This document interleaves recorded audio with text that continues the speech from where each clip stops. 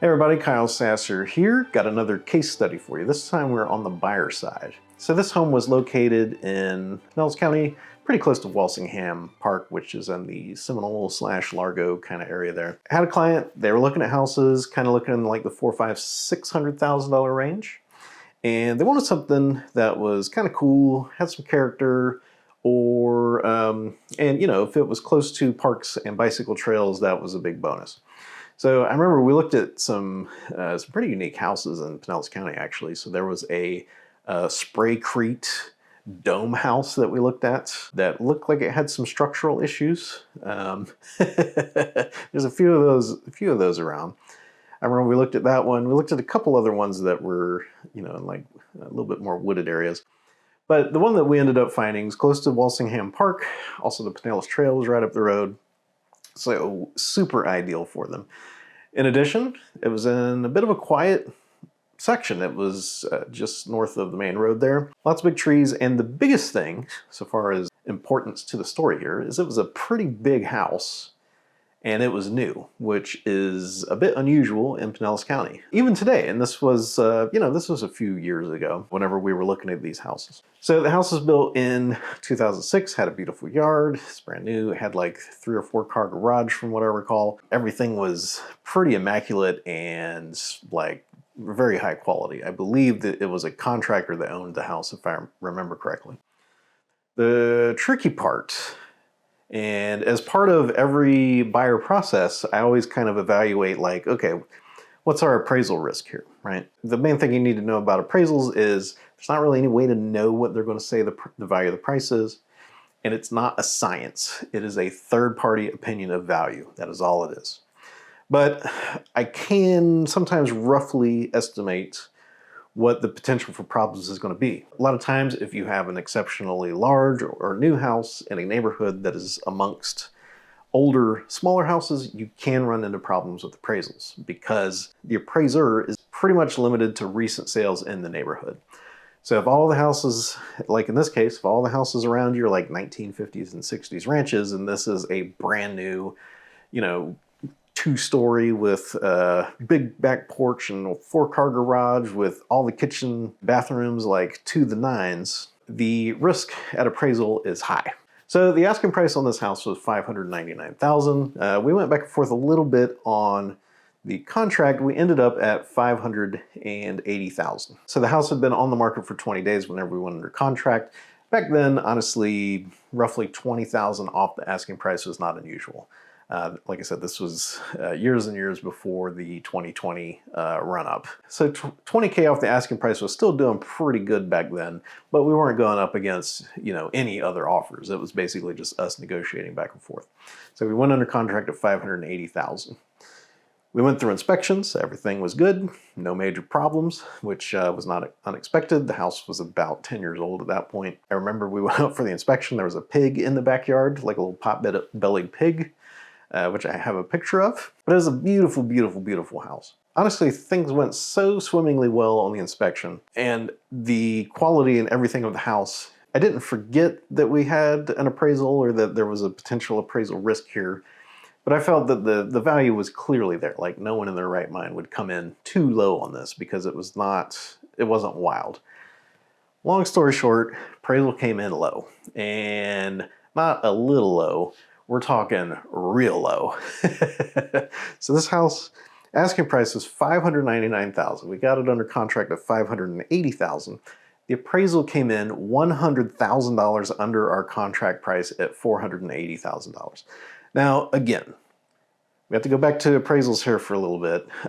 They are strictly a third-party opinion of value. I have seen 2 appraisals on the same property within a couple weeks of each other, and they are basically 3 to 5% different. I have seen appraisers consider a fully brand new renovated house with granite countertops and new cabinets to be the exact same condition as a house that has not been renovated for 25 years. And I've also seen appraisal reports where the appraiser literally says, I do not believe that these comparable sales actually represent the truth of the market. So just keep in mind, appraisals, it's not a science. There's a lot of discretion in there. There is a lot of variables in there that basically the values can vary wildly, but it is something that you do have to deal with when you are buying a home with a loan. The appraisal has to happen if you're getting a loan, so there's no avoiding it. And the other unfortunate truth, there's not really any arguing with them. I mean, so yes, I have had loan appraisals. I have put together a package of, hey, here are the, comparable sales that are closer to the house than the ones that you are actually using. With, so I have sent them proof of very specific properties that show that their valuation is low, and the response is 100% always, thank you so much for sending these over. I do not believe that these constitute a variation off of my appraisal price. The appraisal stands. And you really don't have a lot of options at that point. And the choices are basically, as the buyer, you come up with the money to cover the difference. You cancel the contract because you're covered by the appraisal contingency or the financing contingency, or the seller reduces the price, or you negotiate something in the middle there. So that's kind of the background on appraisals and how this transaction played out here. So we had an asking price of $599. We were under contract at $580. Appraisal came in $100,000 below that at $480,000. So I call up my client. And again, all of this story is leading to this point because I like to use this story to illustrate how different we are from most other agents, and also how we're working extremely diligently to try to do right by our clients. So I call up the buyer. I'm like, Mr. Buyer, we do have the appraisal back. Unfortunately, the appraisal is $100,000 under our asking price, at which point they say, what is the number? And I say 480,000, and they say, woof, that is extremely low, but we love this house enough that we are willing to cover that with cash. We have the cash, it's fine. We will cover that. We're still willing to move forward. Usually at that point, most agents would be, whew, sweat off the brow, huge sigh of relief. The problem is solved, right? Buyer's willing to cover the difference. Great. What I told them at that particular point in time was that, Mr. Buyer, I do understand that you do have the cash and are able to cover this difference. However, I do think that there's not really any downside to asking the seller to help us out, to not necessarily to cover all of it, but basically to express to them, Mr. Homeowner, we have received the appraisal back. It is $100,000 less than our contract price. Can you please help us out? Not even can we meet in the middle, like, are you open to talking about this? So they kind of hemmed and hawed because they were worried that the seller was going to get mad. I was like, I don't think there's really going to be any problem here with that. If I was on either side of the situation, I would at least want to have a conversation about it. As the buyer, I would balk at having to come up with an additional $100,000. Even if I thought that the appraiser was way wrong, which is what I felt. I couldn't believe that the appraiser came in and used the comps that he did. So not only if I personally was the buyer would I have a problem coming up with an additional $100,000 to cover this purchase, as the home seller, I would also expect somebody to ask for something when an appraisal comes in that low. And I would at least want the opportunity to engage, evaluate, and maybe make a compromise to try to hold this deal together. So after a little bit of discussion with the buyers, they said, fair enough, we understand what you're wanting to do here. We definitely appreciate you looking out for us. See what you can do, see if they're willing to negotiate or do something on the appraiser to meet us. So at that point, call the listing agent, have a conversation. Mr. Listing Agent, just want to let you know, unfortunately, we did have our appraisal come back, and it's $100,000 under the asking price. And as I'm sure you can imagine, buyer is not really too happy about this sort of situation. Is there anything that seller's willing to do to help us out, or is there something that we can do? At that point, got off the phone, listing agent went and talked to the owner. They came back, and basically what we ended up with was the seller was willing to cover half of it. So they were willing to reduce the purchase price to $530,000. So that means that we ended up $69,000 under the original asking price. And the buyer, even though they were willing to, didn't have to cover that $100,000 difference. At this point, they only had to cover $50,000 of difference from $480 to $530. So I effectively cut their money out of pocket by half. And again, I can't express enough how in the industry, the mentality and everything is, once you have a problem solved, move on to the next one and don't look back. Don't try to complicate it. I don't agree with that at all. I view our job is, looking out for people's best interests.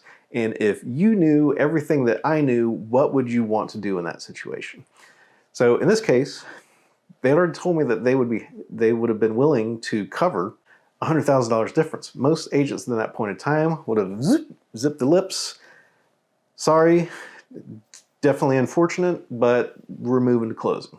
And instead, what I did is I worked to save these clients an additional $50,000. And yes, that would have cut my commission. Not enough for me to get overly worried about it, but it definitely also would have cut my commission by about $1,500. But at the end of the day, it was the right thing to do, and with the knowledge that I have, but it's something that I thought that we could pretty effectively accomplish without a lot of fuss and problems. So you might be asking, so what did it eventually close at?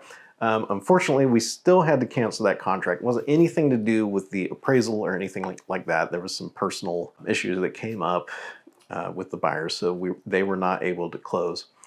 But funny enough, I checked on that house and it didn't actually sell in that time frame.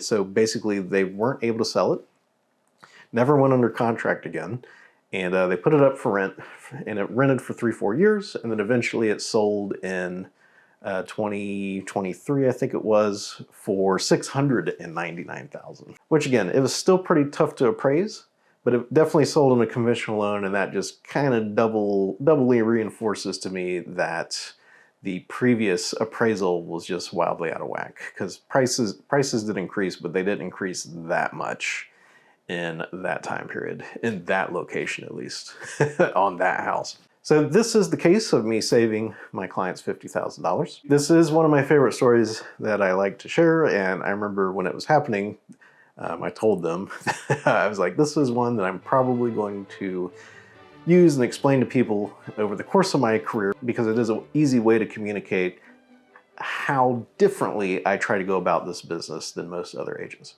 If you would like to experience the way real estate should be, I would be happy to help you out. There should be a contact link in the description or the show notes down below. You can also comment if you're seeing this on YouTube or on our website. I would love to be able to help you find your own home in the area. So once again, my name is Kyle Sasser. Thank you so much for watching, and I'll talk to you soon.